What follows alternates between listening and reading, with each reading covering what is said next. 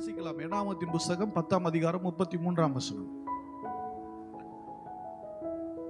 என்னாகம் 10:33. அவர்கள் கர்த்தருடைய பர்வதத்தை விட்டு 3 நாள் பிரயாணம் போனார்கள். 3 நாள் பிரயாணம் போனார்கள். 3 நாள் பிரயாணத்திலும் 3 நாள் பிரயாணத்திலும் கர்த்தருடைய உடன்படிக்கை பெட்டிக்கு அவர்களுக்கு இளைப்பாறும் ஸ்தலத்தை தேடி காட்டும். கர்த்தருடைய உடன்படிக்கை பெட்டி அவர்களுக்கு இளைப்பாறுதல் ஸ்தலத்தை தேடி காட்டும்படிக்கு அவர்கள் முன் சென்றது. அல்லேலூயா. கர்த்தருடைய பெட்டி முன்னாடி போச்சு. என்ன எதுக்கு போச்சுன்னா, இளைப்பாறுதல் ஸ்தலத்தை தேடி காட்டும்படி. யாரோ ஒரு கைடு போனா பரவாயில்ல, யாரோ ஒரு நபர் போய் வாங்க இங்கதான் நல்ல இடம் இருக்கு, இங்க ரெஸ்ட் எடுத்துக்கலாம், இங்க இருந்துக்கலாம் அப்படிலாம் இல்லை. ஒரு ஆள் போல. ஆனா கர்த்தருடைய பெட்டி போச்சான்.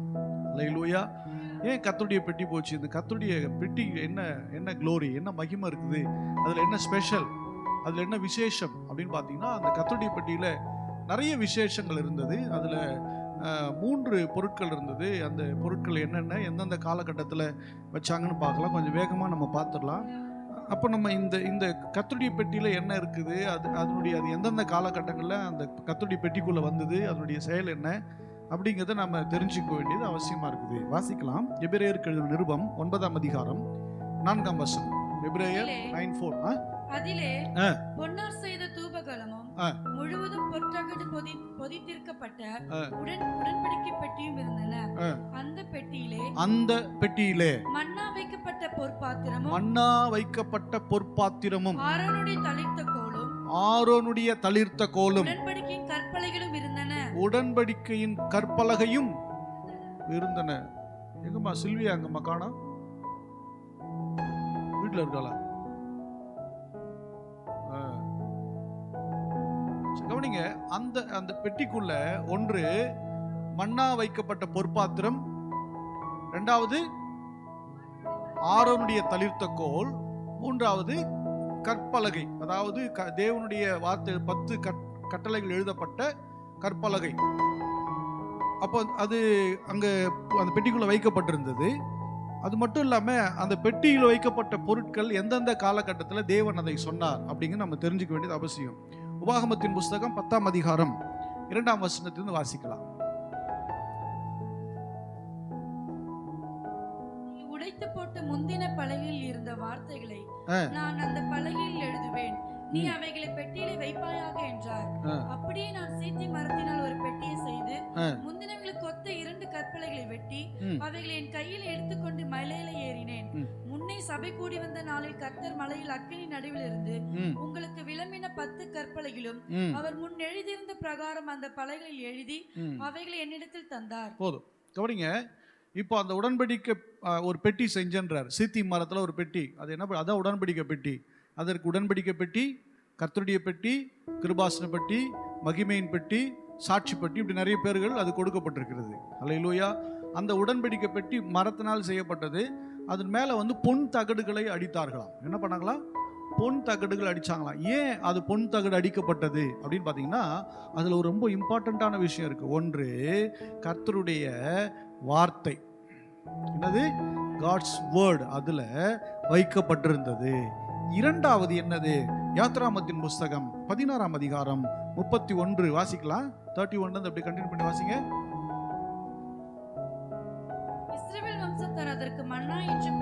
இஸ்ரவேல் வம்சத்தார் அதற்கு மன்னா என்று பெயர் வைத்தார்கள். அது கொத்தமல்லி அளவாயும் வெண்மை நிறமாயும் இருந்தது. அதன் ருசி தேனிட்ட பணியாரத்திற்கு ஒப்பாயிருந்தது. கர்த்தர் கட்டளையிட்ட காரியம் என்னவென்றால், நான் உங்களை எகிப்து தேசத்திலிருந்து புறப்பட பண்ணின போது வனாந்திரத்தில் உங்களுக்கு புசிக்க கொடுத்த அப்பத்தை உங்கள் சந்ததியார் பார்க்கும்படிக்கு அவர்களுக்காக அதை காப்பதற்காக அதில் ஒரு ஓமர் நிறைய எடுத்து வைக்க வேண்டும். ஒரு ஓமர் நிறைய எடுத்து வைக்க வேண்டும் என்றார். மேலும் மோசே ஆரோனை நோக்கி, நீ ஒரு கலசத்தை எடுத்து அதிலே ஒரு ஓமர் அளவு மன்னாவை எடுத்து வச்சு உங்கள் சந்ததியாருக்காக அதை எடுத்து வச்சுக்கோ, காப்பதற்கு கர்த்தருடைய சந்நிதியில் வை என்றார். அல்லேலூயா. அன்னைக்கு வச்சுதான் அந்த பொன் பாத்திரம் இருக்குல்ல, அந்த பொன் பாத்திரம் தான் அது. அல்லேலூயா. அப்போ முதல்ல வைக்கப்பட்டது கர்த்தருடைய வார்த்தை. இப்ப கர்த்தருடைய பெட்டி, சாட்சி பெட்டி, உடன்படிக்கை பெட்டி, தேவனுடைய பெட்டி, கிருபாசன பெட்டி எல்லாமே யார் தானா? ஒன்று திருச்சபை மக்களாய் இருக்கிறார்கள். இன்னொரு புறமா பார்த்தா அந்த கர்த்தருடைய பெட்டி ஊழியக்காரனாய் இருக்கிறான். இன்னொரு பக்கமாய் பார்த்தோம்னா ஆண்டவராகிய இயேசு கிறிஸ்துவா இருக்கிறார். ஹல்லேலூயா. என்னவா இருக்கிறாரு? முப்பரிமாணமாக 3 டைமென்ஷன்ல அதை நம்ம பார்க்கலாம். அப்போ ஒரு தேவனுடைய பிள்ளைக்குள்ள என்னன்னா கர்த்தருடைய வார்த்தையை உள்ளே வைக்க வேண்டும். இரண்டாவது, தேவன் வனாந்தரத்தில் எந்த சூழ்நிலையிலையும் என்னை போஷிக்க வல்லவர் என்பதை விசுவாசிக்க வேண்டும். அல்லேலூயா. ஆமா, எந்த சூழ்நிலையும் போஷிக்க வல்லவர் என்பதை விசுவாசிக்கணும். அதில் என்னன்னா தேவன் என்னை போஷிக்க வல்லவராய் இருந்தார் என்கிற நன்றி அறிதல் உள்ளவர்களாய் இருக்க வேண்டும். எப்படி இருக்கணுமா? ஆமா, தேவன் என்னை போஷிக்க வல்லவர் என்பது நன்றி அறிதல் உள்ளவர்களாய் இருக்கணும். அடுத்தது வாசிக்கலாம். என்னாகமத்தின் புஸ்தகம் 17ஆம் அதிகாரம் 10ஆம் வசனம். கர்த்தர் மோசேயை நோக்கி, ஆரோனின் கோல் அந்த கலகக்காரருக்கு விரோதமான அடையாளமாகும் பொருட்டு அதை திரும்பவும் சாட்சி பெட்டிக்கு முன்னே கொண்டு யாருக்கு அடையாளம்? கலகக்காரருக்கு அடையாளமாகும் பொருட்டு. இப்படி அவர்கள் எனக்கு விரோதமாய் முறுமுறுப்பதை ஒழிய பண்ணுவாய், அப்பொழுது அவர்கள் சாக மாட்டார்கள் என்றார். அல்லேலூயா. இப்போ இங்கே இதை நீங்கள் வாசிச்சோம்னா ரொம்ப நேரம் எடுக்கும். நான் அதை சுருக்கமாக சொல்கிறேன். இஸ்ரேல் மக்கள் மத்தியில் ஒரு பெரிய பிரச்சனை வந்தது. என்ன பிரச்சனை அப்படின்னு சொன்னால், மக்கள் இப்போ ஒரு மெய்ப்பனாக இருக்கிற, அதாவது தேவ மனுஷனாகிய மோசேவுக்கு வேலை என்ன? மக்களை நடத்துவது. மக்கள் நடத்தினா வாங்க கை பிடிச்சி கூட்டிகிட்டு போகிறேன் அப்படின்லாம் இல்லை. அந்த போகிற அந்த பிரயாணத்தில் அவங்கள உண்மை உள்ளவர்களாக நம்ம நடத்தணும், பரிசுத்தம் உள்ளவர்கள் நடத்தணும், தேவனுக்கு பயன் நடத்தி தான் அவருடைய வேலை. அப்போது அவர் சபையில் கண்டிக்கிறார், பேசுகிறார், எச்சரிக்கிறார், சிலவைகளை இங்கே இது செய்யக்கூடாதுங்கிறார். இப்படி செய்யும்போது ஒரு குறிப்பிட்ட இடத்துல பார்த்தீங்கன்னா மக்கள் இவர் பேச்சு கேட்கல. அங்கே ஒரு டீம் எழும்புது. ஒரு டீம் எழும்பி மோசையை பார்த்து சொல்லுது, மோசை ஆரோனை பார்த்து சொல்லுது, நீங்கள் ரொம்ப மிஞ்சி போகிறீங்க, நீங்கள் மட்டும் பரிசுத்தமாக அவங்களை காமிச்சிக்கிறீங்க. அப்போ மற்ற மக்கள்லாம் பரிசுத்தம் இல்லையா?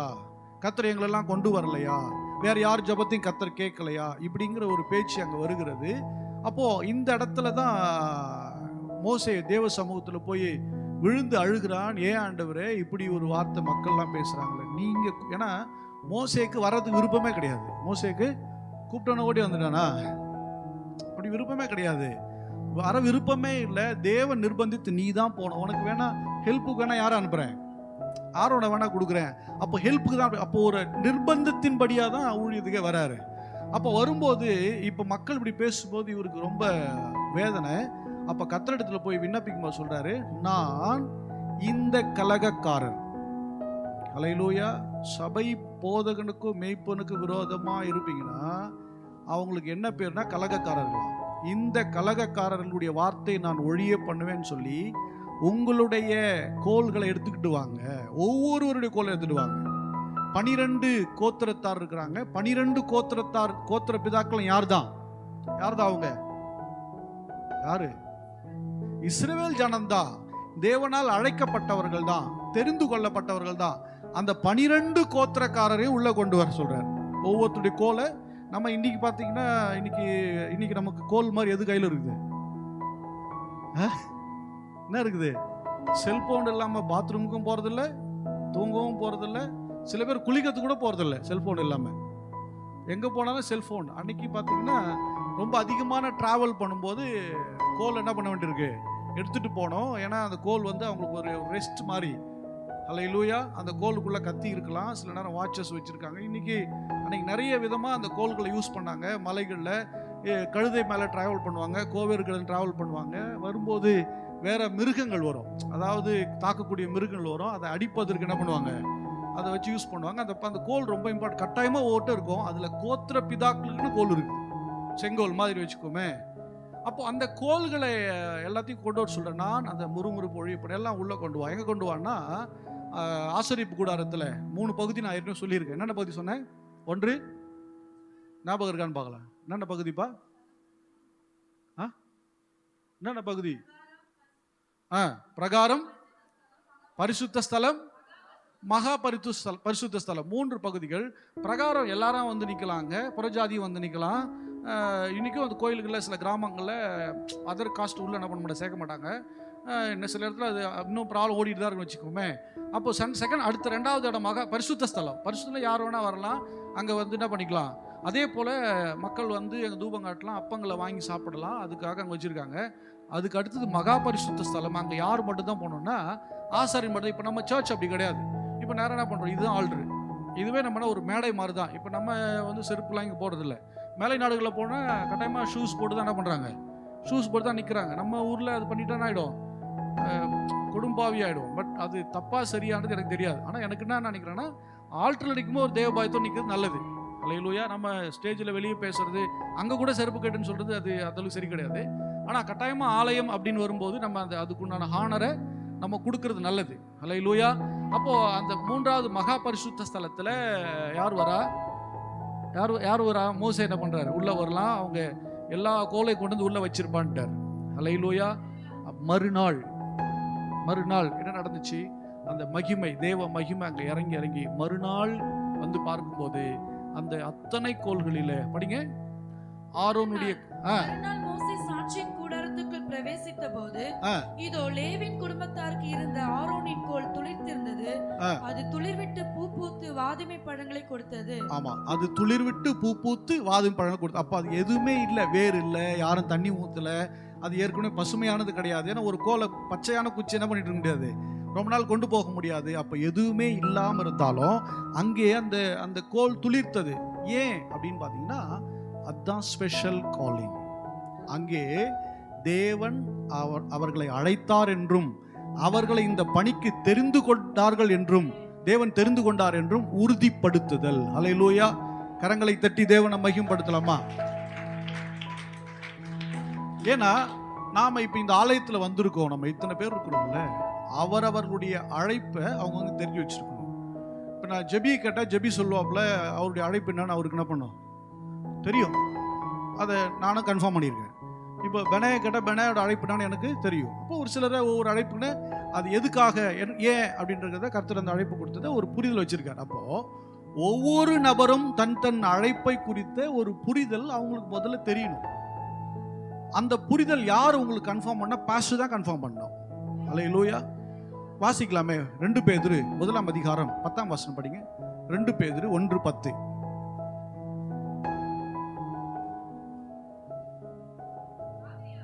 ஆகையால் சகோதரரே, உங்கள் அழைப்பையும்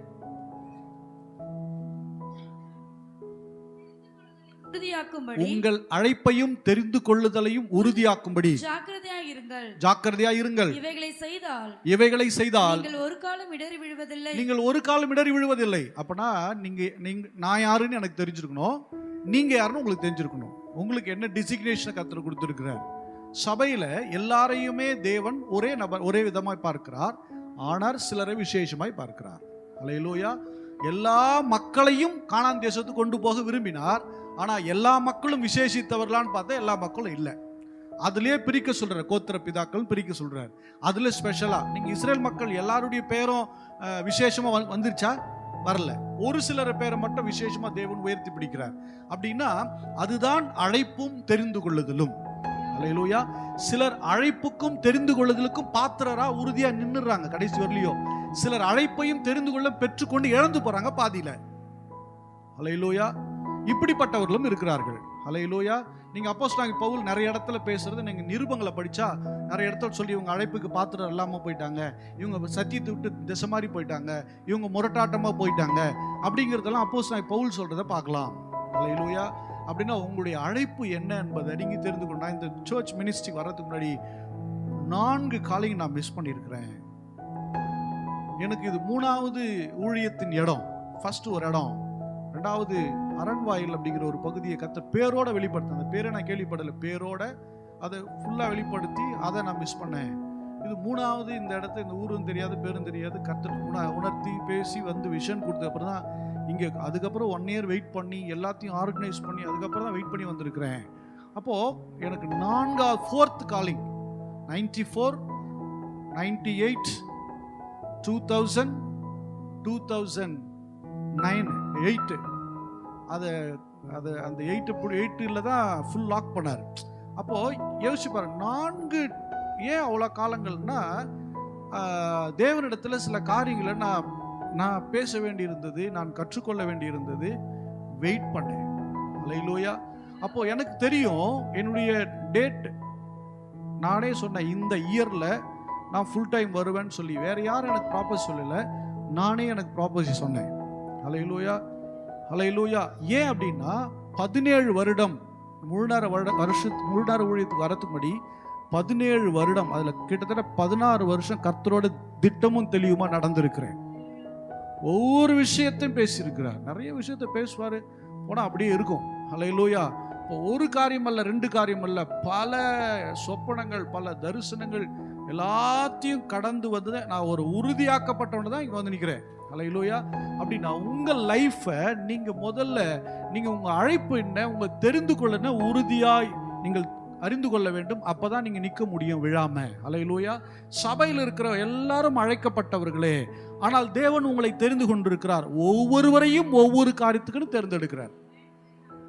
ஒவ்வொருவர் நீங்க பெசலேயல் அவரை பார்த்தா என்ன பண்றாரு, அவர் அந்த கார்பெண்டரி ஒர்க்கு, அவர் கூட ஒருத்தருக்கு, அவர் பேர் என்ன, அகோலிபான், அவர் வந்து ஒரு காரியத்தை தேர்ந்தெடுக்கிறார். அப்போ ஒவ்வொருத்தரையும் ஒவ்வொரு பணிக்கென்று வச்சிருக்கிறார். மோசே போயிட்டு அந்த கார்பெண்டரி ஒர்க்கு செய்ய முடியுமா? பட் அவருக்கு தெரியும், பட் அவர் என்ன பண்ண மாட்டாரு, போய் செய்ய மாட்டார். அப்போ ஒவ்வொரு நபரையும் ஒவ்வொரு காரியத்துக்காக சூஸ் பண்ணிருக்க. அப்போ நீங்க எல்லோரும் அழைக்கப்பட்டவர்களே, எல்லோரும் தெரிந்து கொள்ளப்பட்டவர்களே, ஆனால் ஒவ்வொருவரையும் ஒவ்வொரு காரியத்துக்கு என்று கர்த்தர் தெரிந்து வைத்திருக்கிறார்.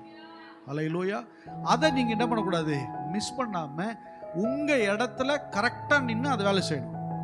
அது எனக்காக நீங்க செய்யக்கூடாது, இல்ல சபைக்காக செய்யக்கூடாது, தேவன் இதை என் மேல் வைத்திருக்கிறார் என்று செய்ய வேண்டும். ஹல்லேலூயா.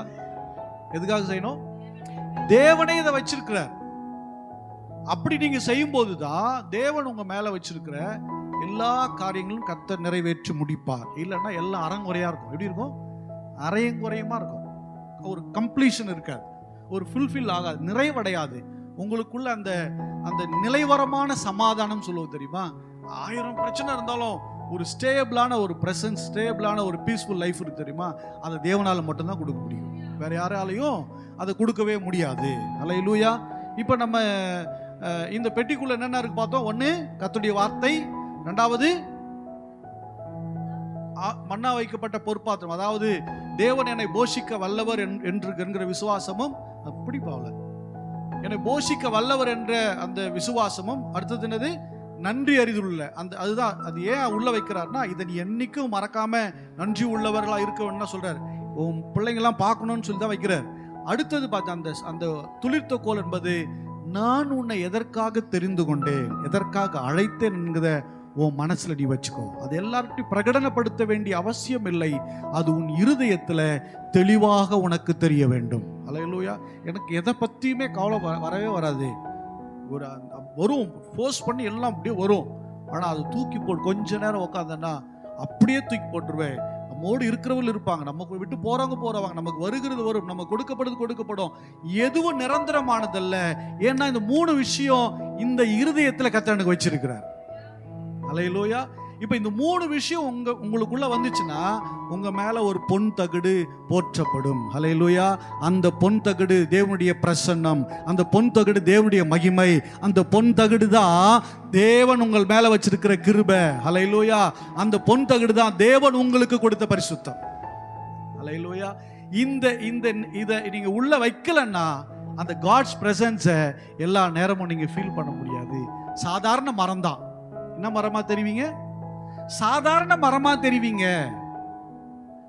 ஆனா இந்த கர்த்தருடைய வார்த்தை, இந்த அந்த விசுவாச வாழ்க்கை, அடுத்தது அந்த தெரிந்து கொள்ள அழைப்பும் உறுதியா மனசுல எப்பயும் நிக்குதுன்னா, கர்த்தர் தான் என்ன போஷிச்சார், எல்லாம் நடந்து அந்த உறுதியா இருக்கும்னா, அந்த பிரச்சனை எப்போது நம்ம கூட இருக்கும். ஹல்லேலூயா. எப்பயும் நமக்கு அந்த ஒரு நிலையான அந்த விசுவாசம் நமக்குள்ள எப்போது இருந்துகிட்டே இருக்கும். சரி, இப்போ இதனால என்ன அப்படின்னு பார்த்தீங்கன்னா, வாசிக்கலாம். யாத்திராமத்தின் புஸ்தகம் 25ஆம் அதிகாரம் 20ஆம் வசனத்தை வாசிக்கலாம்.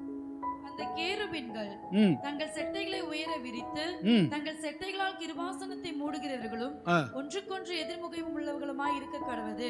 கேருபீன்கள் முகங்கள் கிருபாசனத்தை நோக்குகிறவர்களாய் இருப்பதாக கிருபாசனத்தை பெட்டின் மீதில் வைத்து பெட்டிக்குள்ளே நான் உனக்கு கொடுக்கும் சாட்சி பிரமாணத்தை வைப்பாயாக. அங்கே நான் உன்னை சந்திப்பேன். அங்க நான் உன்னை சந்திப்பேன். கிருபாசனத்தின் மீதிலும் சாட்சி பெட்டின் மேல் நிற்கும் 2 2 கேருபீன்கள் நடுவிலும் இருந்து நான் இஸ்ரவேல் புத்திரருக்காக உனக்கு கற்பிக்க போகிறவர்கள் எல்லாம் உன்னோடே சொல்லுவேன்.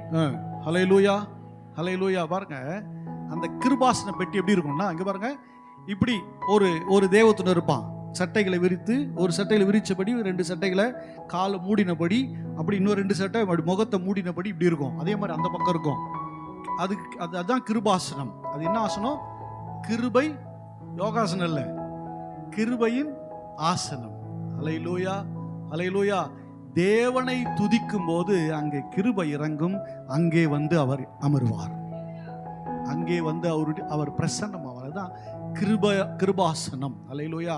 அப்போ அப்போ ஒரு தேவனுடைய பிள்ளை இந்த நான் சொல்லப்பட்ட அந்த கர்த்தருடைய பலகை, மன்னா வைக்கப்பட்ட பொற்பாத்திரம், ஆரோனின் தளித்தோல், இந்த அனுபவம் உங்களுக்குள்ள இருக்குன்னா, உங்களுக்குள்ள இருந்து அந்த அனுபவத்தோடு கூட தேவனை துதிக்கும் போது அவருடைய பிரசன்னம் அங்க இருக்கும்.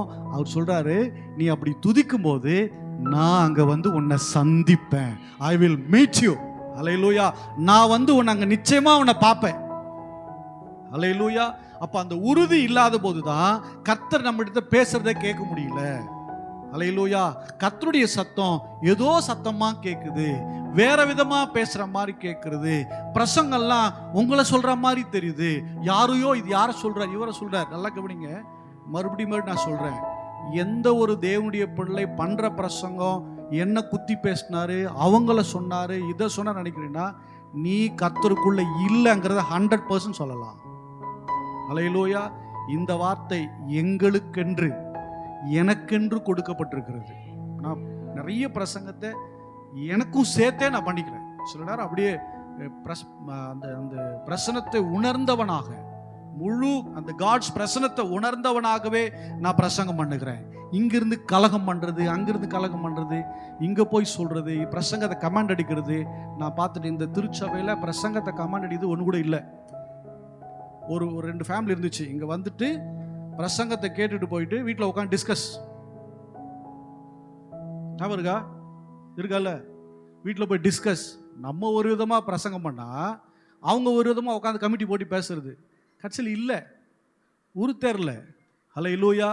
கர்த்தருடைய வார்த்தையை கர்த்தருடைய வார்த்தையாக மட்டும்தான் கேட்கணும். என்னைக்கு இந்த இந்த இந்த இந்த இப்படி பரட்டி பரட்டி பார்த்தோம்னா, ஒரு காலத்தில் சத்தியத்தில் வளரவும் மாட்டேன். தேவன் வச்சிருக்க இலக்கு உனக்கு கிடைக்கவும் கிடைக்காது.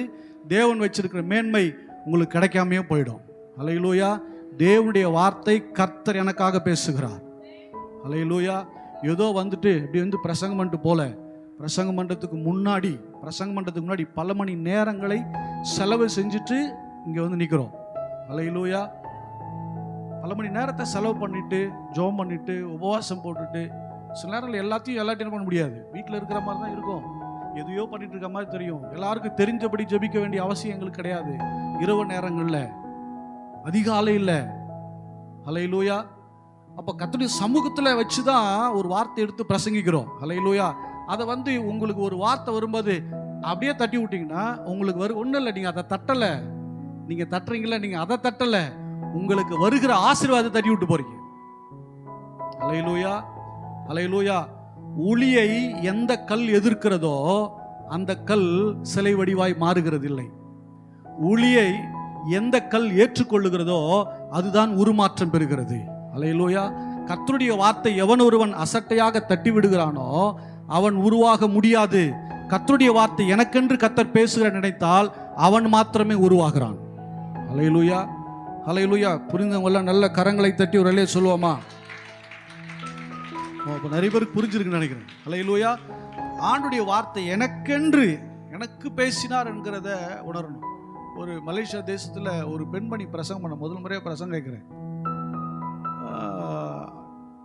பெண்மணி தான் அந்த பேசுகிற வார்த்தை நல்ல ஒரு காட்ஸ் பிரசன்ஸ் அங்கே உணர வைக்க முடியுது.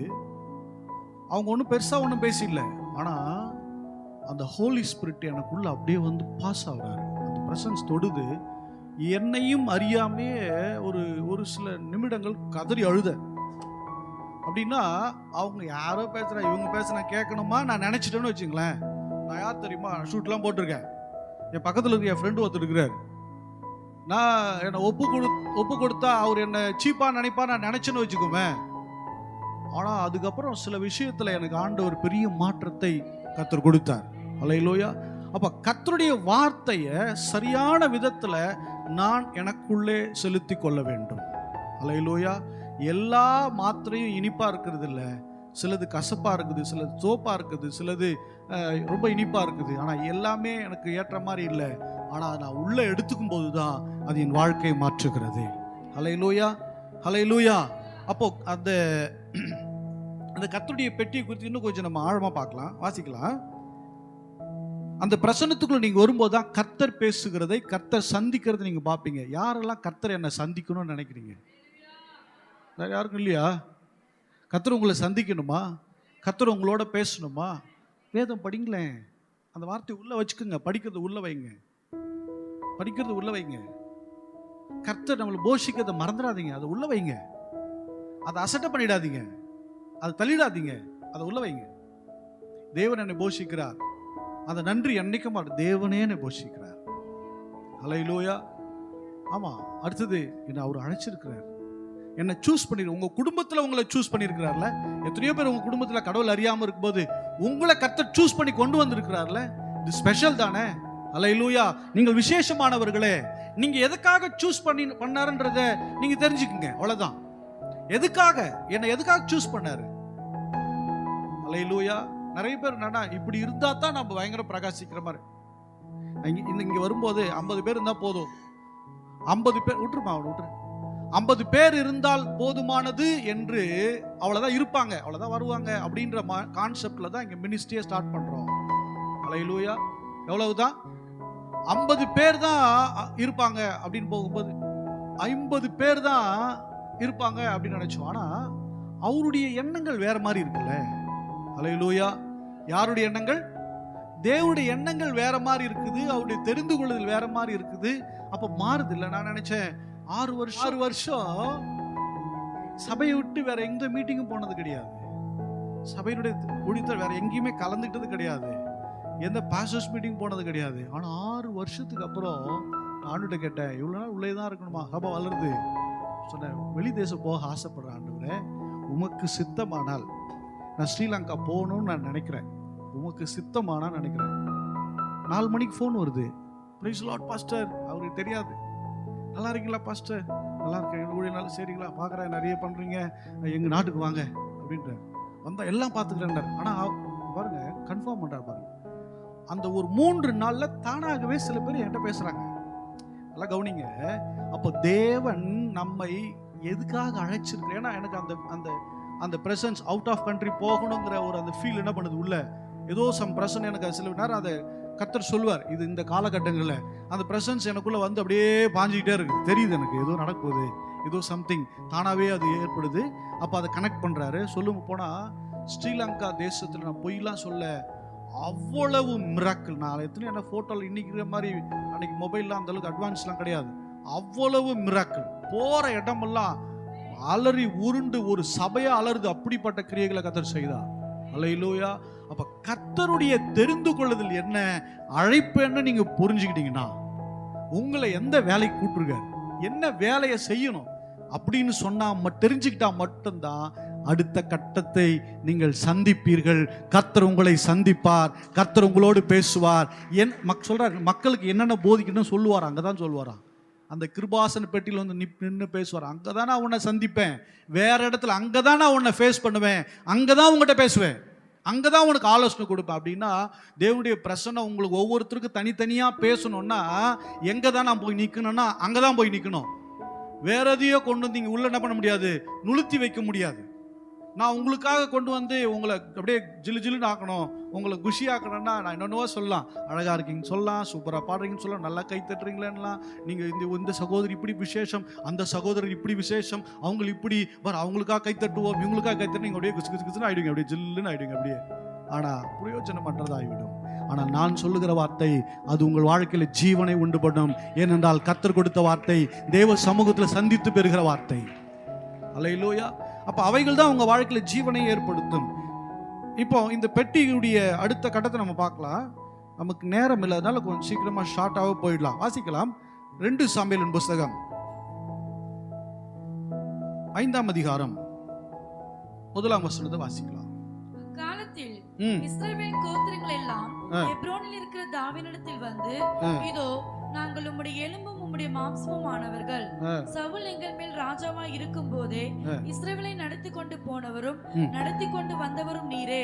கர்த்தரின் ஜனமாகிய இஸ்ரவேலை நீ மேய்த்து நீ இஸ்ரவேலின் மேல் தலைவனாய் இருப்பாய் என்று உம்மிடத்தில் சொன்னாரே என்றார்கள். 2 சாமுவேல் 1:5 படிக்கிற 6 படிமா டைம் வேஸ்ட் பண்ணிட்டனோ 6 சாரி. பின்பு தாவீது இஸ்ரவேல் எல்லாருக்குள்ளும் தெரிந்து கொள்ளப்பட்ட 30,000 பேரை கூட்டி கேருபீன்கள் நடுவே வாசமாய் இருக்கிற சேனைகளுடைய கர்த்தரின் நாமம் தொழுது கொள்ளப்படுகிற தேவனுடைய பெட்டியை ஒரு புது ரதத்தின் மேல் ஏற்றி கொண்டு வரும்படி அவனும் அவனோடு இருந்த அந்த ஸ்தலத்தாரும் எழுந்து போய் தேவனுடைய பெட்டி ஒரு புது ரதத்தின் மேல் ஏற்றி அந்த கிபியாவில் இருக்கிற அபினதாபின் வீட்டிலிருந்து கொண்டு வந்தார்கள். அபினதாபின் குமாரராகிய ஊசாவும் அகியோவும் அந்த புது ரதத்தை நடத்தினார்கள். ஹல்லேலூயா. இங்க என்ன சம்பவம்னா, இதுக்கு இடையில ஒரு சம்பவத்தை நான் விட்டுட்டேன். நம்ம அதை வாசிச்சுட்டு இதுக்கு வந்துடலாம். வாசிக்கலாம். யோசுவாவின் புஸ்தகம் 3ஆம் அதிகாரம் வாங்க, 15, 16.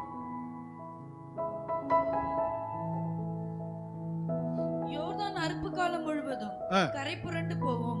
பெட்டியை சுமக்கிற ஆசாரியர்களின் கால்கள் தண்ணீரின் ஓரத்தில் பட்டவுடனே மேலே இருந்து பெட்டியை சுமக்கிற ஆசாரியருடைய கால்கள் தண்ணீரின் ஓரத்தில் பட்ட உடனே மேலே இருந்து ஓடி வருகிற தண்ணீர் மேலே இருந்து ஓடி வருகிற தண்ணீர் நின்று சாத்தானுக்கு அடுத்த சாத்தான் இல்லமா சார்தானுக்கு அடுத்த ஆதாம் ஊர் வரைக்கும் குவிந்தது. படிங்க. உப்பு கடல் என்னும் சமனான வெளியின் கடலுக்கு ஓடி வருகிற தண்ணீர் பிரிந்து ஓடிற்று. அப்பொழுது ஜனங்கள் எரிகோவுக்கு எதிராக கடந்து போனார்கள். சகல ஜனங்களும் யோர்தானை கடந்து தீரும் அளவும் கர்த்தருடைய உடன்படிக்கை பெட்டியை சுமக்கிற ஆசாரியர்கள் யோர்தானின் நடுவிலே தண்ணீர் இல்லாத தரையிலே காலூன்றி நிற்கும் போது, கவனிங்க, நிற்கும் போது இஸ்ரவேல் எல்லாரும் தண்ணீரற்ற உலர்ந்த தரை வழியாய் கடந்து போனார்கள். ஹல்லேலூயா. இப்போ கர்த்தருடைய பெட்டியை சுமக்கிற ஆசாரியர்கள். கர்த்தருடைய பெட்டி யார் தான் சுமக்கணும்? ஆசாரியன் தான் சுமக்கணும். அதாவது தேவனுடைய ஊழியக்காரன் சுமக்கணும். அப்ப இந்த பெட்டியை சுமக்கிற ஆசாரியர்கள் நல்ல கவனிங்க, யோர்தான் கிட்ட வந்துட்டாங்க. யோர்தானை தாண்டினா கானான் தேசத்தினுடைய எல்லை ஸ்டார்ட் ஆகுது. சரியா? அங்கிருந்து கொஞ்சம் ஒரு தூரம் ஸ்டார்ட் ஆகுது. ஆனா இங்க பெரிய இவ்வளவு நாள் மக்களை ஜனங்களை தேவன் நடத்தி வந்தார், ஊழியக்காரர் நடத்தி வந்தார். ஆனா பர்டிகுலர் பிளேஸ், ஆசீர்வாதத்திற்குள் நுழைகிற இடம், தேவன் வாக்குத்தத்தம் பண்ணின இடத்தை சுதந்தரிக்கிற நேரங்கள். கவனிக்குதா? புரியுதுங்களா உங்களுக்கு? தேவனுடைய வாக்குத்தத்தத்தை சுதந்தரிக்கிற நேரம், அதான் அந்த யோர்தானுடைய ஆரம்பம். அங்க வந்தாச்சு. இப்போ இவங்க போகணும்னு நினைச்சா போக முடியல. நார்மலா வெள்ளம் எப்போ எப்படின்னா தெற்கத்தி வெள்ளம் கடந்து போகிற மாதிரி இருக்கும். ஆனா கரை புரண்டு போகாதான கஷ்டம்தான். ஆனா இவர்கள் போகிற அந்த காலகட்டம் வடக்கத்தி வெள்ளம்னா எல்லாம் அடிச்சு வாரி போட்டு போவோம், யாரும் நிக்க முடியாது. நார்மலா நம்ம பார்த்துருப்போம்ல, நம்ம ஊர்ல ஆறுல உடஞ்சதுன்னா நிக்க முடியாத காலம் இருக்கும்ல, அது மாதிரி நிக்க முடியாத காலம். இந்த காலகட்டத்துல தான் ஆசாரியர்கள், அது ஒரு ஆள் கிடையாது, ஆசாரியர்கள் அப்படின்னா தேவனுடைய மனுஷர்கள், தேவனுடைய ஊழியர்கள், தேவனுடைய பணியை செய்கிறவர்கள். அவங்க அந்த பெட்டியை ஒரு ஆள் சுமக்க முடியாது, 4 பேர் சுமக்கணும். அந்த பெட்டியை சுமந்துக்கிட்டு போய் அந்த யோர்தான்ல அந்த கரை ஓரத்துல தண்ணியில அவங்க காலை வச்சாங்க, கால் ஊன்றினார்கள், அப்படின்னு முழங்கால் படி இட்டார்கள். அங்க போய் நின்ன உடனே யோர்தான் தானா திறக்குது. அல்லேலூயா. திறந்த உடனே இந்த மக்கள் எல்லாம் கிராஸ் பண்றாங்க, போயிட்டே இருக்காங்க, எல்லாம் போயிட்டே இருக்காங்க. நல்லா கவனிங்க, நீங்கள் ஜபத்துல நிறைய விஷயத்தை நீங்க பெற்றிருக்கலாம். நீங்க ஜெபம் பண்ணா கொடுத்திருப்பார், உபவாசம் பண்ணா கொடுத்திருப்பார், நடந்திருக்கும்ல, உபவாசம் பண்ணா கொடுத்திருப்பார். சிலது மனசுல நினைச்சாவே நடக்கும். ஆனா சில இடத்துல உனக்காக ஆசாரியன் முழங்கால் போட்டு நின்னால் ஒழிய உனக்கு முன்னாடி இருக்கிற யோர்தான் திறக்காது. ஹல்லேலூயா. புரிஞ்சுதா? அதுக்குதான் பாஸ்டர், நீங்களே கடந்து போவீங்கன்னா நாங்க பாத்திரம் கித்திரம் போனோம்னா அடிச்சுட்டு போற வேகத்துல யோர்தான்ல அப்படியே நீ அடிச்சுட்டு போயிடுவேன். ஹல்லேலூயா. உனக்காக ஆசாரியன் அங்கே இந்த அழைப்போடு, இந்த வார்த்தையோடு, இந்த விசுவாசத்தோடு கூட, நான் சொல்லிட்டு வந்தேன்ல, அந்த நன்றி அறிதலோடு கூட அவன் முழங்கால் படிட்டு நின்றாதான் உங்களுக்கு முன்னாடி இருக்கிற யோர்தான் ரெண்டாக பிளக்கும், நீங்க போகிற வழி கிடைக்கும். அது வரையில உனக்கு வழி கிடைக்காது. அல்லேலூயா. அதுக்கு தான் சொல்றோம், வேர்ட்ஸ் கவனிங்க, ஊழியக்காரனுக்கு கீழ்ப்படிங்க. நீங்க யாரும் எங்களுக்குலாம் அடிமைலாம் கிடையாது. யாரும் அடிமையானீங்க? எங்களுக்காக அடிமையெல்லாம் கிடையாது. யாரும் அடிமை கிடையாது. எல்லாம் கிறிஸ்துவுக்குள் சுதந்திரராக இருக்கிறோம். ஒனேசிமுன்னு ஒருத்தரை பார்த்து நம்ம என்ன பண்ணலாம் பார்க்கலாம். பைபிளில் ஒனேசிமு, பிலிப்பு, நீங்கள் பிலிப்பேரில் பார்த்துட்டு படிச்சிங்களா? ஒனேசிமுன் பற்றி தான், சாரி பிலமோன், பிலமோனில் பார்த்து ஒனேசிம் பற்றி போட்டிருக்கோம். ஒனேசிம் வீட்டில், ஒனேசிம் வந்து அந்த பிலமோன் வீட்டில் வேலை செய்கிறாங்க. திருடிட்டு என்ன பண்ணிட்டான், ஓடிட்டான், திருடி ஓடி போயிட்டான். ஓடி போன உடனே ஜெயிலில் இருக்கிறார். ஜெயிலில் யாரை பார்க்குறார்? பவுலை பார்க்குறார். பவுலை பார்த்துன்னு சொல்கிறாரு, அப்போஸ் நான் இங்கே பவுல் வந்து போயிட்டாங்க, போய் ரெண்டு பேரும் பேசிட்டோம்னா ரட்சிக்கப்பட்டான் அந்த பையன். அந்த ஒனேசிம் ரட்சிக்கப்பட்டான். ரட்சிக்கப்பட்ட பையனுக்கு நிறைய விஷயங்களை சொல்லி கொடுக்குறாரு. நிறைய உதவியாக இருக்கிறான். கூட மாட எல்லா வேலையும் செஞ்சு கொடுக்குறான், அவருக்கு ஹெல்ப் பண்ணுறான். சிறைச்சாலைக்குள்ளே அந்த பவுலை அவட நல்லபடியாக பார்க்குறான். அப்போ ஒரு நாள் பிலோமோன் வந்து சிறைச்சாலை வந்து பார்க்க வரும்போது அவர் சொல்கிறாரு, அப்பா பிலோமோன், இவன் யார் தெரியுதா? இவன் திருட்டு போயிட்டாச்சே அப்படின்னு அவன் சொல்கிறான். இல்லை, அன்னைக்கு அவன் உனக்கு அடிமையாகவும் திருடனாக இருக்கலாம், இன்னைக்கு அவன் அல்ல, இன்றைக்கு அவன் உன் சகோதரன். அவன் ஏதாவது கொடுக்கணும்னா என் கணக்கில் நீ வச்சுக்கோ, அவனை நல்லபடியாக பார்த்துக்கோன்னு அனுப்புகிறார். அல்லேலூயா. அப்போ கிறிஸ்துவுக்குள் சுதந்திரராக தான் இருக்கிறோம். ஆனால் எந்த காரியமானாலும், இப்போ அந்த பவுலுக்கு வேலை செஞ்சனால அந்த பவுலுக்கு ஒனேசிம் அடிமையாயிட்டானா? அங்கே அவன் பணி செய்தனால தான் ஒனேசிம் நற்சாட்சி பெற்றவனாய் மாறினான். அல்லேலூயா. திருச்சபையில் ஊழியனுக்கும் திருச்சபைக்கும் உழைக்கும் போது, ஊழியனுக்கும் திருச்சபைக்கு வேலை செய்யும் போது தான் அவர்கள் சாட்சி உள்ளவர்களாய் மாறுகிறார்கள். அவர்கள் கனம் பெற்றவர்களாய். அவன் கணக்கெல்லாம் சொல்ல, அப்போஸ் எல்லாம் எந்த கணக்கை என் கணக்கில் வச்சுக்கியா, அவனை சூப்பராக வச்சுக்கணும் அப்படின்னு சொல்லி அனுப்புகிற ஒனேசிமை அதுக்கப்புறம் அவன் அப்படி நடத்தவே இல்லை, மேலான இடத்துல கொண்டு வந்தான் என்று பார்க்க முடிகிறது.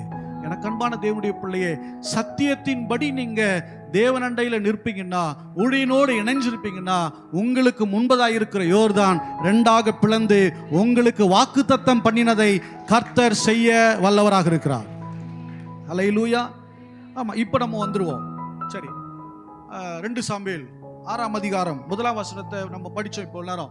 எப்படின்னு சொன்னா, அந்த கர்த்தருடைய பெட்டி அமினதாப் என்கிற ஒரு ஆசாரியின் வீட்டில் இருக்குது. யார் வீட்டில் இருக்குது? அபினதாப் என்கிற ஒரு ஆசாரியின் வீட்டில். 2 சாமுவேல் 6ஆம் அதிகாரம் 1ஆம் வசனம் அப்படியே பார்த்துக்கங்க. அங்கே அந்த கர்த்தருடைய பெட்டி ஏன் அங்கே போச்சு அப்படின்னு சொன்னா, ஏலி நாட்களில் கர்த்தருடைய பெட்டி மாட்டிக்கிச்சு. ஏலி அவங்களுடைய பிள்ளைகளுடைய வாழ்க்கை சரியில்லாதனால அந்த பெட்டி என்ன பண்ணிடுச்சுன்னா, பெலிஸ்தர்கள் பிடித்து விட்டார்கள். ஏன்னா கர்த்தருடைய பெட்டி வந்தா எதிராளி பயப்படுவான். பக்கத்து நாட்டுக்காரன் என்ன பண்ணுவான், கர்த்தருடைய பெட்டி வந்தா தேவனே வந்த மாதிரி. அல்லேலூயா. நீங்க போனீங்கன்னா உங்க குடும்பத்துல தேவனே உங்க கூட வந்த மாதிரி. அல்லேலூயா. உங்க உறவு வீட்டில் நீங்க போனீங்கன்னா தேவனே அங்க போன மாதிரி. நீங்க வேலை செய்யற இடத்துல போனீங்கன்னா தேவனே உங்க கூட வந்த மாதிரி. உங்க தெருவில் நீங்க இருக்கும்போது நீங்கள் அந்த தெருவுக்கு தேவனாக இருக்கிறீங்க. தெரியுமா? உங்களுடைய வார்த்தை என்று ஒன்று மனு என்ன தேவனா சொல்ற, ஆமா அவர் தேவன், நான் தேவனுடைய பிள்ளையாயிருக்கிறேன், தேவனுடைய அபிஷேகம் உடையவனாயிருக்கிறேன். அல்லேலூயா. தேவனுடைய வார்த்தையை பெற்றவர்கள் யாரா இருக்கிறார்கள்? தேவர்களாயிருக்கிறார்கள். யாரா இருக்கிறார்? நம்ம. அப்ப அந்த அதிகாரத்தை, அந்த கிருபையை தேவன் நம்ம மேல வச்சிருக்கிறாரு. நீங்க இந்த வார்த்தையின்படி நடந்தீங்கன்னா நீங்க எப்படிதான் இருப்பீங்கன்னா, அவருடைய பிரசன்னம் நிறைந்தவர்களாய் இருப்பீர்கள்.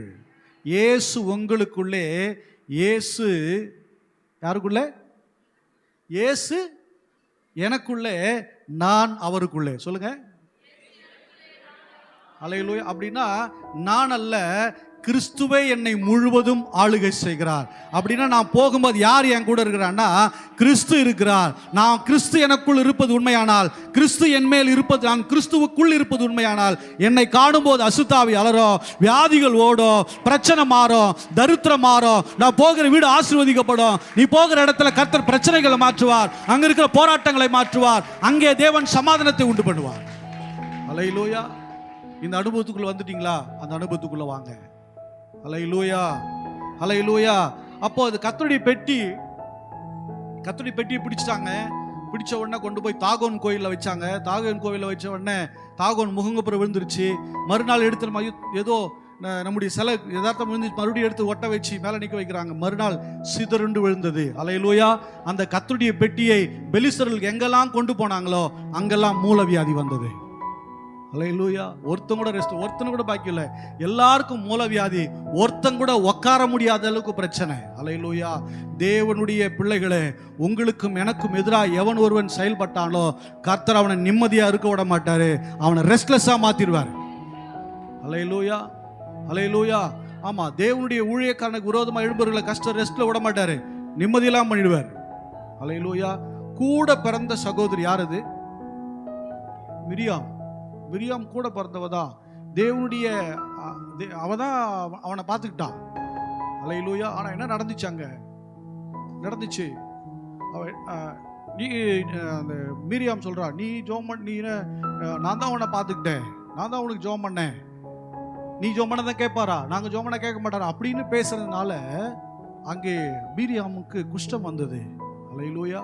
நடந்தது என்ன? மோசே போய் ஜோம் பண்ணி, சில நேரம் அவங்கள மக்கள் பழி சாட்டுவார்கள், ஊழியருக்கு மேல வாரி வீசுவாங்க. நாங்கள் சில நேரம் அப்படியே மனசு ஒடிஞ்சு போயிடுவோம். ஆனால் ஒன்னே ஒன்று, இந்த வசனங்கள் தான் எங்களுக்கு ஆறுதல். கர்த்தர் சொல்றாரு, மோசே என் வீட்டில் எங்கும் உண்மை உள்ளவன். மோசே என் வீட்டில் எங்கும் உண்மை உள்ளவன். ஊர்ல இருக்கிறோம் 1000 சொல்லுவான், உள்ள இருக்குது 1000 சொல்லும், ஆனால் உண்மை உள்ளவன் என்று சொல்லுகிறது கர்த்தராயிருக்கிறார். அல்லேலூயா, அல்லேலூயா, அல்லேலூயா. அப்போ அந்த இடத்துல பாத்தீங்கன்னா இப்படி தேவன் அந்த சாட்சி பெட்டியை போல, உடன்படிக்கை பெட்டியை போல இருக்கிற தம்முடைய ஊழியர்களை தேவன் விட்டு கொடுப்பதில்லை. வாசிக்கலாம் ஏசாயா தீர்க்கதரிசன புஸ்தகம் 54ஆம் அதிகாரம். வாங்க படிங்க. ஏசாயா 54:17. உனக்கு விரோதமாய் உருவாக்கப்படும், உனக்கு விரோதமாய் உருவாக்கப்படும் எந்த ஆயுதம் வாய்க்காதே போகும், எந்த ஆயுதமும் வாய்க்காதே போகும். உனக்கு விரோதமாய் நியாயத்தில் எழும்பும், உனக்கு விரோதமாய் நியாயத்தில் எழும்பும் எந்த நாவையும் நீ குற்றப்படுத்துவாய், எந்த நாவையும் நீ குற்றப்படுத்துவாய். இது கர்த்தருடைய கவனிங்க, உனக்கு விரோதமாய் எழும்புகிற எந்த ஆயுதம் வாய்க்காத போகும், உனக்கு விரோதமாய் எழும்பும் எந்த நாவை நீ குற்றப்படுத்துவாய், இது கர்த்தருடைய ஊழியக்காரரின் சுதந்திரமும், ஊழியக்காரரின் சுதந்திரம், என்னால் உண்டான அவளுடைய நீதியுமாய் இருக்கிறது. இப்போ நம்ம எல்லாரும் என்ன பண்ணுவோம்? உனக்கு விரோதமாய் வசனம் என்ன பண்ணுவோம்? வீட்டில் போட்டுக்குவோம், கையில் வச்சிருப்போம், கீச்சைடில் தொங்க விடுவோம், இதெல்லாம் பண்ணிக்குவோம்ல. இது யாருக்கு கொடுக்குற அந்த உரிமையை? ஊழியக்காரனுக்கு விரோதமாய் பேசினால், ஊழியக்காரனுக்கு விரோதமாய் செயல்பட வாய்க்காதே போகும், அந்த நாவை குற்றப்படுத்துவாய் அப்படின்னு சொல்றாரு. நீ அவங்களை நியாயம் தீர்ப்பாயின்னு சொல்றாரு. யார? ஊழியக்காரனை நியாயம் தீர்க்கலாமா? நீ சொல்றதை நான் செய்வேங்கிறாரு. ஊழியக்காரன் சொல்றதை நான் செய்வாங்கிறாரு. அப்போ ஒரு தேவனுடைய ஊழியனுக்கு விரோதமாய் பேசுகிற மனுஷர்களுக்கு தேவன் அவர்களுக்கு எதை செய்யணுமோ அதை சொல்வதற்குண்டான அதிகாரத்தை கொடுக்கிறார். அல்லேலூயா. நான் காலைல கூட ஜெபிக்கிற ஒரு விஷயத்தை பேசிட்டு வந்தேன். ஊழியக்காரனுக்கு பாவங்களை மன்னிக்கிறதுக்கு அதிகாரம் கொடுத்தாரா? இயேசு சொல்றாரு, தம்முடைய சீஷர்களை கூப்பிட்டு, உங்களுக்கு நான் பாவங்களை மன்னிக்கிறதுக்கு அதிகாரம் கொடுக்கிறேன்றார். இன்னொரு அதிகாரம் என்ன கொடுத்தாரு?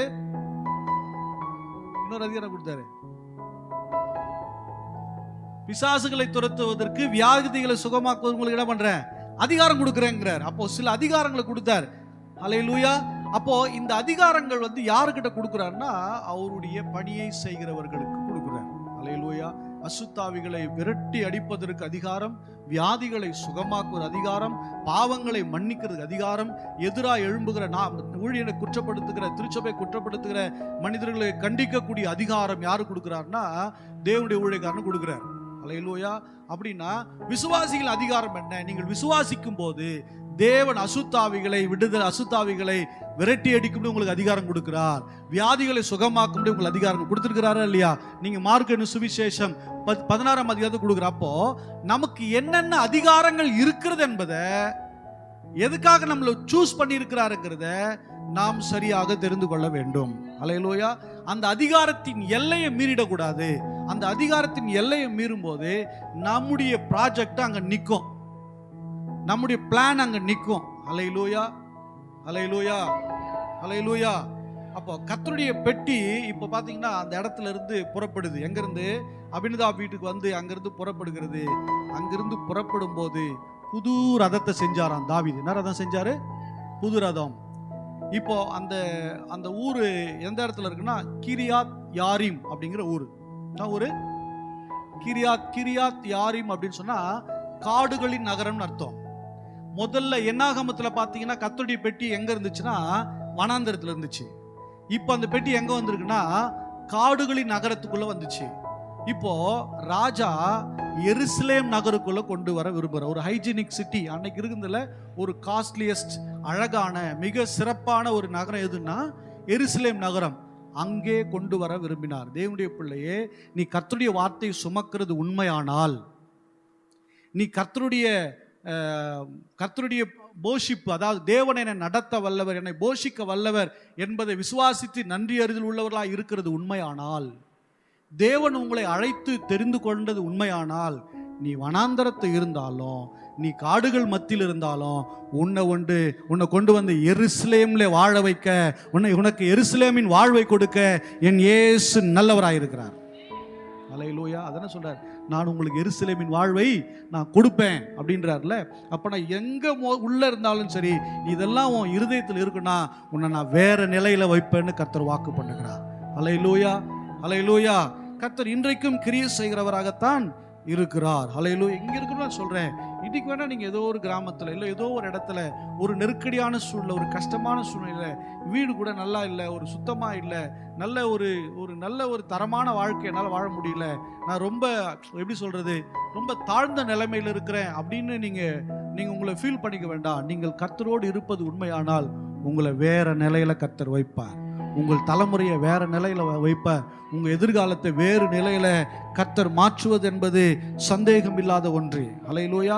இப்போ அந்த வண்டி புது ரதம் செஞ்சிருக்கிறாங்க. இப்போ அந்த கர்த்தருடைய பெட்டியை ஆசாரியன் அபினதாப் ஏற்றி வச்சுட்டாரு. இப்போ வண்டி புறப்படுது. வண்டி புறப்பட்டு போயிட்டே இருக்கும்போது திடீரென்று தடுமாறி கர்த்தருடைய பெட்டி கீழே விழ போகுது.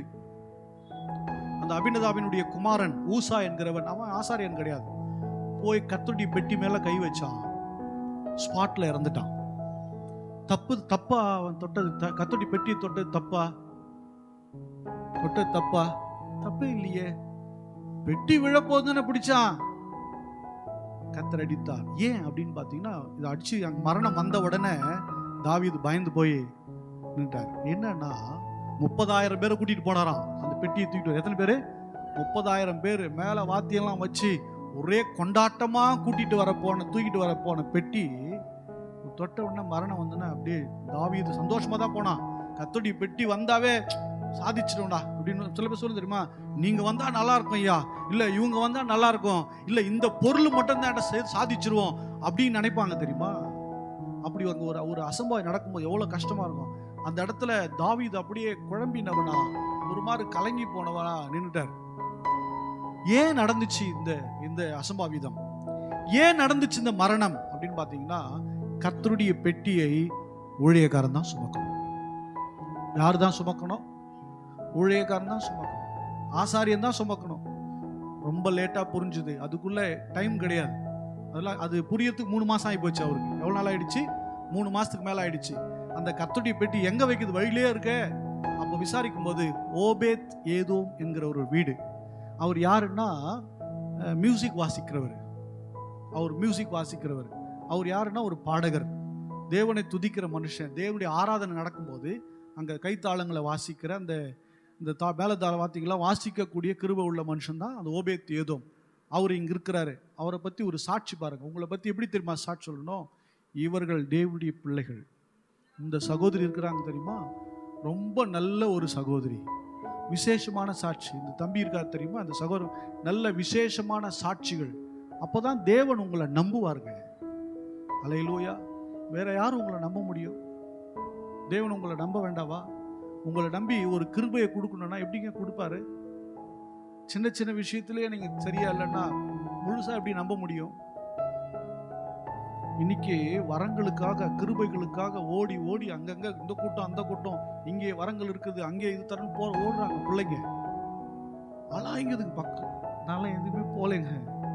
சபைக்குள்ள இருந்து தனியா தான் ஜோம் பண்ணுவோம். எங்கேயோ போய் தனியா போய் ஜோம் பண்ணிட்டாரு. நம்பி கொடுத்தாருங்க, நம்பினாருங்க. உங்களை நம்பணும், ஒரு சாட்சியா உங்களை நம்பணும். மார்ட்டின் கிட்ட இந்த கிஃப்டை கொடுத்தா இவன் இதை பணத்துக்கு உபயோகப்படுத்த மாட்டான்னு தெரியணும். உங்ககிட்ட கொடுத்தா இதை தன்னுடைய மேன்மைக்கு யூஸ் பண்ண மாட்டான்னு உங்களை நம்பணும். உங்ககிட்ட இந்த பொறுப்பை கொடுத்தா இதுக்காக அவன் இருக்க மாட்டான் உங்களை நம்பணும்.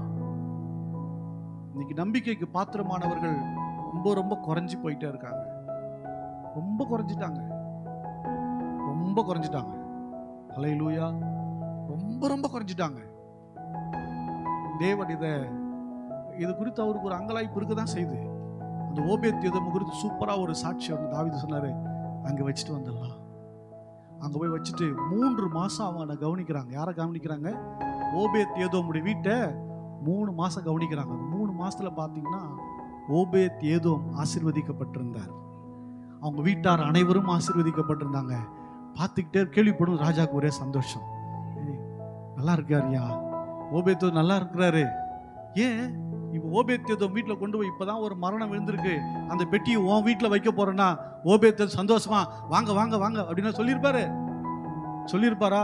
எப்பா இப்பதான் ஒரு இலை விழுந்திருக்கு, இதை கொண்டு வந்து என் வீட்டில் வைக்கணுங்கிறியே எப்படி? ஆனா அவனுக்கு அந்த சலனமே இல்லை.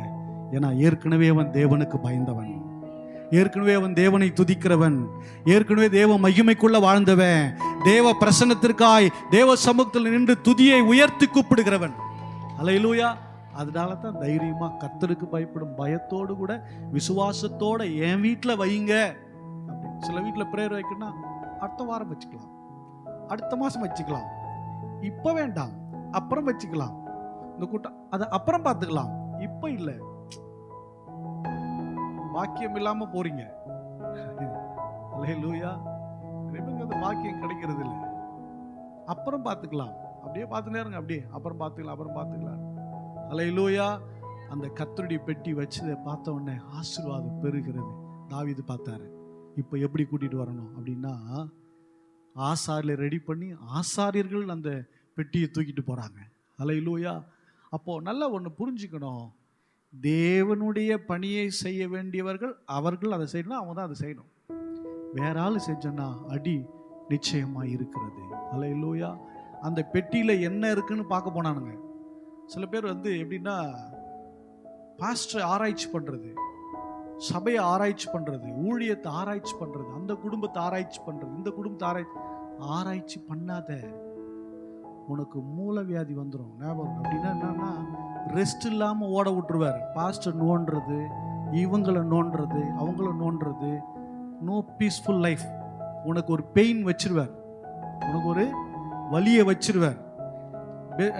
பெலிஸ்தர்கள் பெட்டியை போய் திறந்து பார்க்க போனாங்களாம், அப்ப ஸ்டார்ட் ஆனதுதான் மூலவியாதி. அல்லேலூயா. யாரையும் நீங்க போய் திறந்து பார்க்க நினைக்காதீங்க.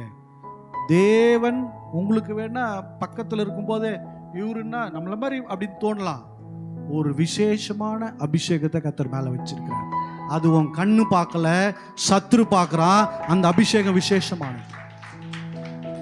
இப்போ நீங்க பாத்தீங்கன்னா இப்போ இருக்கிற சில எம்எல்ஏஸ் பாத்தீங்கன்னா ஆட்டோ ஓட்டுறவங்க, சில ஏதோ ஒரு லோக்கல் அதை கூட என்ன பண்ணிட்டாங்க, மினிஸ்டர் ஆயிட்டாங்க. அப்படித்தானே? மச்சான் அப்படின்னு போயிட்டு நேரா 4 பேர் போய் கை போட முடியுமா? ஏன்? அதிகாரத்தில் இருக்காரு. இதுதான் ஊழியக்காரன ரொம்ப அப்படி சீப்பாலாம் இடம் போடக்கூடாது. அவங்க மேல ஒரு அனாயிட்டிங் இருக்குது. ஊழியக்காரன், நீ ஊழியக்காரன் ஆனாலும் உனக்கு மேல ஒரு அனாயிட்டிங் இருக்கும். சில பேரை சூஸ் பண்ணும்போதே ஒரு அனாயிட்டிங் வச்சிருப்பாரு. தாவீது வச்சிருந்தாருல, அவங்க தனியா ஸ்பெஷலா பளிச்சுட்டு தெரிவாங்க, அப்படி பளிச்சுன்னு தெரிவாங்க. உன் மேல அந்த அழைப்பு காலிங் இருக்குன்னா ஏற்ற நேரம் வரும்போது ராஜாவானல்ல, அது மாதிரி தாவீதுக்கு அந்த ஏற்ற நேரம் வர வரையும் அவங்க பளிச்சுட்டு தெரிவாங்க. வெயிட், கர்த்தரோட மேல இடத்துல வைப்பார். அல்லேலூயா. அதனால ஈக்குவலா அப்படி எல்லாம் கணக்கு போட்டீங்கன்னா எங்கேயோ சிக்குவீங்க. திறந்து பார்க்க பர்சன் நோண்டி பார்க்கறது, இவங்களை நோண்டி பார்க்கறது, யாரையும் நோண்டி பார்க்காத, நம்மளே நோண்டி பார்த்துக்குவோம். நம்ம கதையே நாருது யாரா? இதுல வேற அடுத்தவங்களை வேற நோண்டி பார்க்கறது. சில பேர் ஊரு கதை தெரியலன்னா எடுத்துன்னு போய் இன்னொருத்தங்கிட்ட பாஸ் பண்ணணும்னு வச்சுக்கோ, அவங்களுக்கு மண்டையே வெடிச்சிடும். அவங்களுக்கு கர்த்தர் சொல்றார், கலகக்காரல் என்று சொல்லுகிறார். கலகக்காரன் வாழ்க்கையில சமாதானம் இல்லை. அல்லேலூயா. தேவனுடைய பிள்ளைகளை, தேவனுடைய பெட்டி எப்படி இருந்துச்சோ அது மாதிரி நம்மளை உருவாக்கிக்குவோம். உங்க மேல தேவ பிரசன்னம் மூடும், தேவனுடைய பரிசுத்தம் உங்களை மூடும். பொன் தகடாய் மின்னுவீர்கள். நீங்க சாதாரண மரப்பலகையா இருக்கலாம், சாதாரண ஆளா இருக்கலாம், நீங்க மின்னுவீங்க, நீங்க பிரகாசிப்பீங்க, ஆசீர்வதிக்கப்பட்டவங்களா இருப்பீங்க. அல்லேலூயா. நம்மளை எழுந்து நின்று